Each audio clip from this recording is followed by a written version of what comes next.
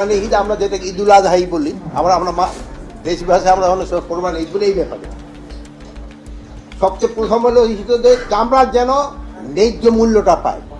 আপনারা জানেন প্রতিবারই এই চামড়া নিয়ে একটা কিন্তু হয়, অনেক চামড়া নষ্ট হয় এবং জনগণ চামড়ার ন্যায্য মূল্য পায় না।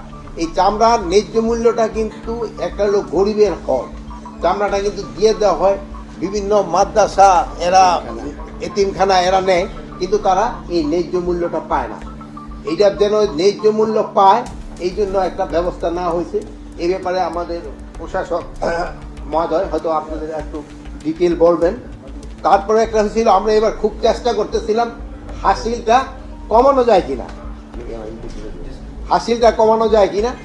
ওনাদের সাথে আমরা বসছি, ওনাকে আমরা রিকোয়েস্ট করছি যে হাসিলটা যেহেতু 5% হাসিল আমার মনে হয় অনেক বেশি, এই জন্য আমরা চেষ্টা করতেছিলাম।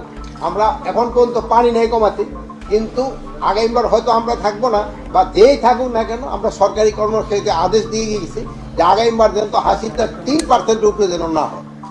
যে এই 5% হাসিলটা একসময় এটা 3% ছিল, 5% হাসিলটা আমার মনে অনেক বেশি। তারপর একটা আলোচনা হয়েছে গরুর হাটের ব্যাপারে। এবার মিলে মানে 20টা হাটের ব্যবস্থা করা হচ্ছে।